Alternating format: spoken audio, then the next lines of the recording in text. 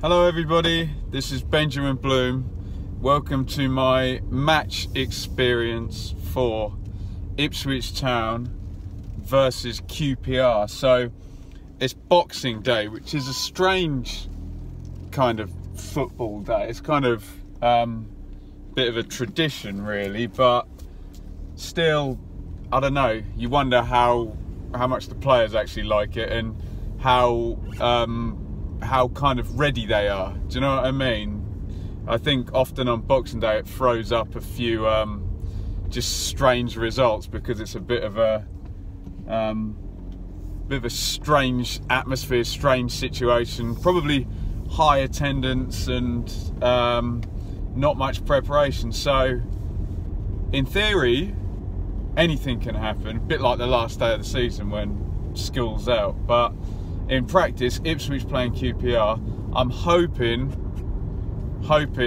and expecting that they can get the victory today. So they went away to Wolves, well, Saturday, so that would have been 3 days ago, Saturday 23rd, and gave a pretty good show, I thought. They lost 1-0, so a 1-goal defeat away at the league leaders isn't the worst result. A lot of people will have worse times than that. And I felt that Mick judged it pretty well. A lot of people complain that he's too defensive, but it felt like the 4-4-2 kept a better team shape a bit further forward than the 4-2-3-1 has. And they were a little bit unlucky. You don't know the longer it had gone whether Wolves would have just, you know, pushed a little bit harder and still got through. But the way it played out was a little bit unfortunate. Goal 5 minutes before half time, and then Wolves, nice and patient, just kind of sat in a couple of chances, but they by no means, from what I've had commented back on my YouTube report, the Wolves fans say you're by no means the worst team that have turned up, and that was a pretty competitive game. So that's good. So QPR today, this will be the second time we played them this season, and that'll be the first team. Yeah, we're coming around now for the second games, aren't we? So the first game was in September, I believe. That was pretty crappy actually.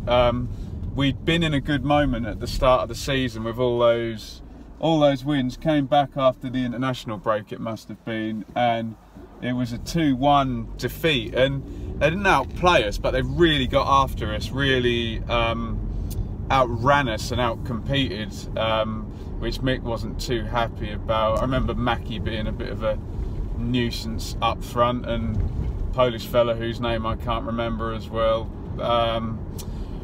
So yeah, I think they'll try and play it the same way, but probably a little bit less intense than they would do in a home game. That was one of the games where everyone was clamouring for Selena, and he came in and scored a stupendous goal at the end of the game. So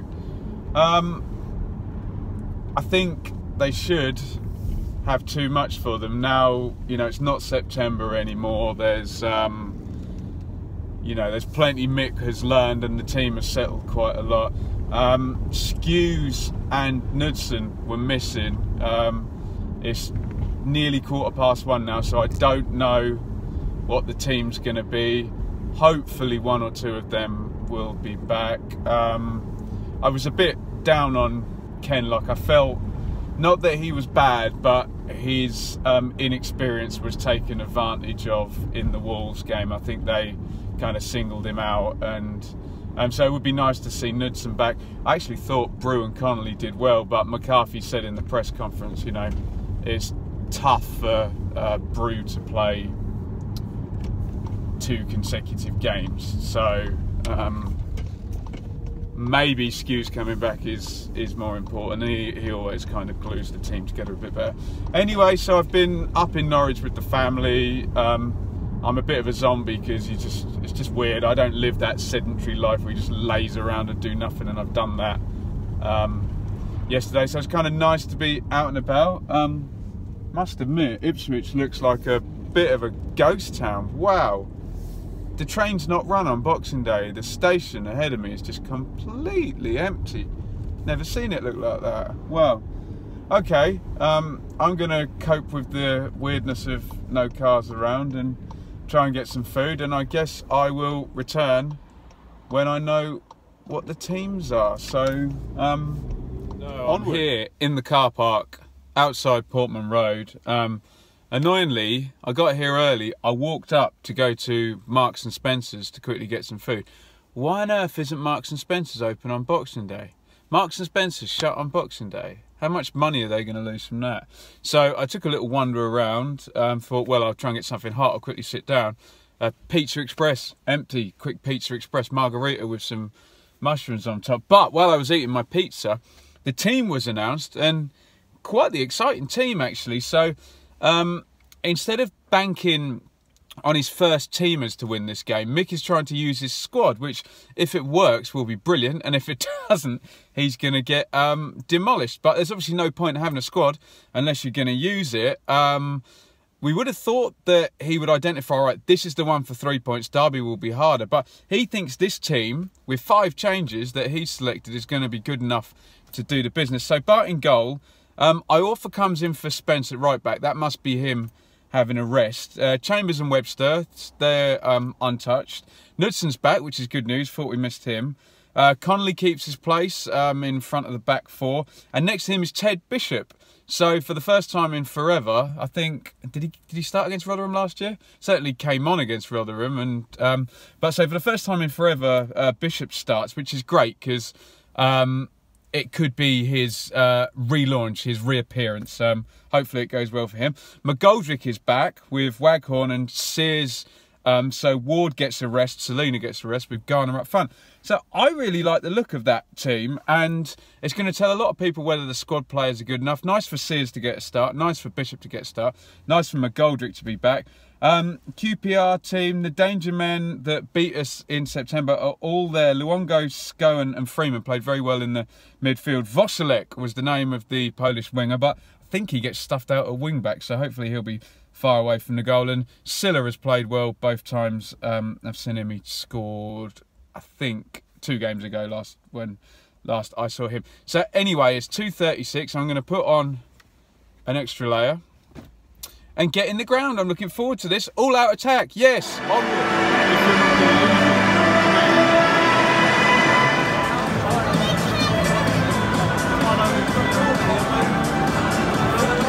Okay, it's half time. Not great first half from Ipswich. Really weak in centre midfield, but unfortunately that kind of culminated in Ted Bishop on his comeback going off injured, which really sucks for him. We'll see how bad that is, but didn't look good when he was walking off. Rangers on top in probably the middle third of the half. Ipswich came into it a little bit more at the end of the half, but not really at it today. Ipswich lacking in midfield. Scowen, Longo, Freeman again outrunning us. Couple of moments for Rangers without being good chances, and Ipswich kind of overplaying a little bit, lacking confidence up front. Ward's coming, so hopefully that will settle things down, but I can see Mick either switching the system or the personnel pretty soon into the second half. Anyway, off to the toilet. Thanks for your support. Just a quick reminder. Yes, I've made it out of Ipswich, which took bloody forever, I tell you. A little bit of rain and a few extra spectators, and you're way behind. And for the second time today, I've gone to a supermarket and it's been closed. I thought, oh, I'll get some dinner on the way home from Sainsbury's in Stanway, and no, closed. Looked like it closed at 6 as well, and I just missed the damn thing. So anyway, yeah, Ipswich 0, QPR 0. Had a little bit of time to reflect on it and listened a little bit to the normal comical Radio Suffolk phone-in. Yeah, still much the same as what I've said in my long-form match report, which you can also see elsewhere on this channel. Positive that they got a clean sheet. but negative that the squad players didn't step in and do a job and get the win, and negative that Mick didn't manage to change the system when it really appeared like it wasn't working. So anyway, it's Derby on Saturday, which is a much harder game than QPR. I was hoping that you get the win against QPR, you can maybe relax a little bit against Derby, and then it's Fulham after that. So all a little bit, some scary games coming up. Leeds after that as well.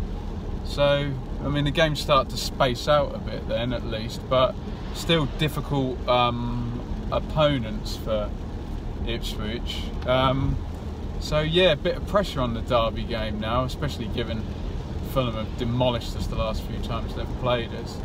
So yeah, expect the normal kind of first teamers. Expect Spence to come back. Hope Skews comes back, he's been injured. Expect Selina to come back, and possibly Ward, but he might stick with McGoldrick in there. But yeah, a bit of a nondescript football day really. So going down the A120, A12 must be blocked, but I'm following my ever faithful Waze app.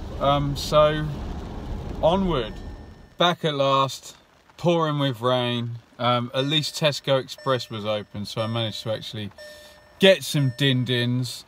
Another stupid day of travel, so I've gone from Norwich to Ipswich for the game, and now I'm back in London again. Kind of gonna erase that game from my brain. 0-0s can be good, but that one wasn't the greatest. So I'm gonna erase it from my brain. I'm gonna enjoy doing the podcast tomorrow. Go in now and get some food, and hopefully the Derby game is going to be a bit more fun. So we'll see you for that one. Thanks for watching. Let me know what you think in the comments. Follow me on Twitter @BenjaminBloom, and give this video a thumbs up. Give me a sub if you enjoyed it. Bye everyone.